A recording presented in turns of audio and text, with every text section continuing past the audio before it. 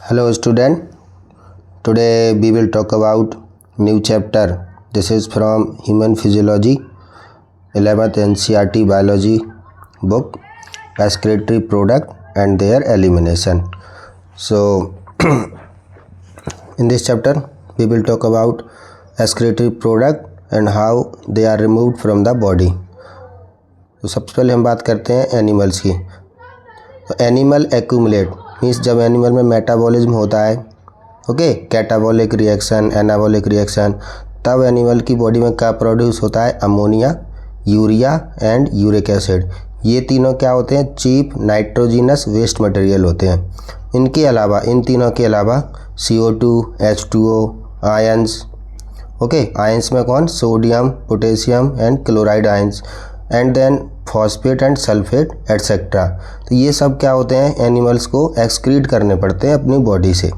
Okay, अब ये जो एक्यूमुलेशन है, ठीक है, नाइट्रोजन वेस्ट का एंड अदर वेस्ट मटेरियल का, ईदर बाय मेटाबॉलिक एक्टिविटी. अब या तो ये एक्यूमुलेट होते हैं मेटाबॉलिक एक्टिविटी के द्वारा, या फिर ये other means like excess ingestion, या फिर हम इनको ज़्यादा ठीक इनटेक कर लेते हैं फूड के द्वारा.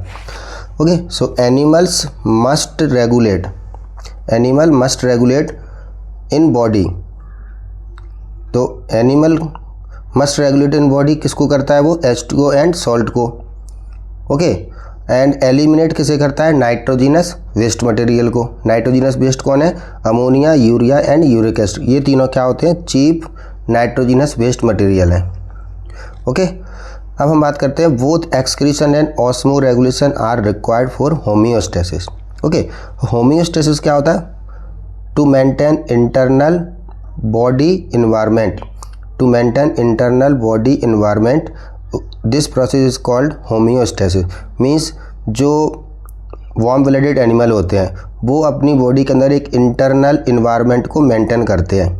ओके, जैसे वाटर का कंसंट्रेशन, सॉल्ट का कंसंट्रेशन, टेम्परेचर को रेगुलेट करते हैं. तो ये इसमें जो प्रोसेस इन्वॉल्व होती है ना, उसको हम क्या बोलते हैं? होम्योस्टेसिस. ओके, तो both excretion and osmo regulation, ये दोनों प्रोसेस रिक्वायर्ड होती हैं किसके लिए? होम्योस्टेसिस के लिए. System for excretion and osmoregulation are structurally and functionally linked. Okay, so system for excretion and osmoregulation. अब एक्सक्रीशन के सिस्टम और ऑस्मो रेगुलेशन के system structurally and functionally linked होते हैं मैनी एनिमल्स में. Okay, so यहाँ पर हम बात करते हैं वेस्ट मटेरियल. ओके, जैसे nitrogenous waste material, ammonia, urea, uric acid. Okay, देखिए अब यहाँ पर हम बात करते हैं एनिमल्स. तो एनिमल्स कौन कौन से होते हैं जो अमोनिया को एक्सक्रीट करते हैं?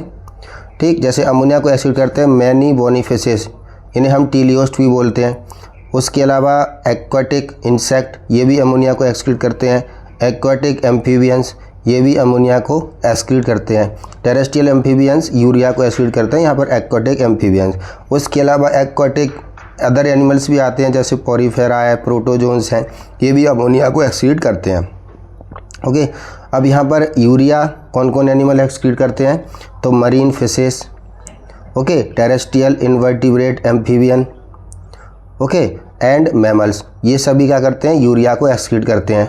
और यहाँ पर हम बात करते हैं यूरिक एसिड की. तो यूरिक एसिड में सारे इंसेक्ट आ जाते हैं, terrestrial insect and reptiles and whites. Okay, and mollusca में कौन होते हैं? Land snail. ये सब क्या करते हैं? यूरिक एसिड को एक्सक्रीट करते हैं. अब हम बात करते हैं टॉक्सिसिटी.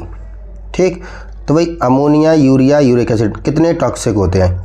तो अगर टॉक्सिसिटी में बात करते हैं तो अमोनिया क्या होती है? Highly toxic. ठीक है, यूरिया क्या होती है? Less toxic. और यूरिक एसिड क्या होता है? Least toxic. ठीक है, लोअर देन यूरिया. तो मतलब सबसे कम टॉक्सिक कौन है? Uric acid. और हाईली टॉक्सिक कौन है? अमोनिया. ओके, और मॉडरेट अमाउंट में टॉक्सिक कौन है? यूरिया. अब हम बात करते हैं amount of water required for excretion.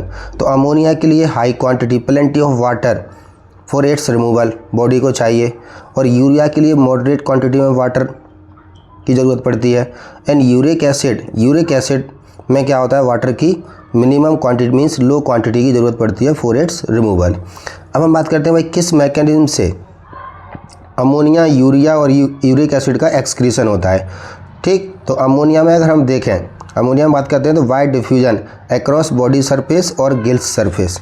ठीक है, तो यहाँ पर क्या होता है, जो एनिमल्स अमोनिया को एक्सक्रीट करते हैं तो वो क्या करता है, जहाँ पर अमोनिया का फॉर्मेशन होगा, ठीक वहीं से क्या होगा, ये डिफ्यूजन के थ्रू बॉडी सरफेस के द्वारा बाहर चली जाएगी।